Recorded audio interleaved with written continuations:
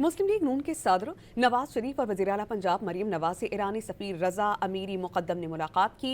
नवाज शरीफ ने कहा कि मुज़ाकरात का दरवाज़ा फ़राग़ दिली से खुला रखा जाए तो बातचीत के ज़रिए बड़े से बड़े मसाइल हल किए जा सकते हैं। लाहौर में होने वाली मुलाकात में पाक ईरान दो तरफ़ा ताल्लुक़ात, तिजारत, तवानाई, सरमायाकारी और ख़ित्ते की मजमूई सूरत हाल पर तफसीली तबादला ख़याल हुआ।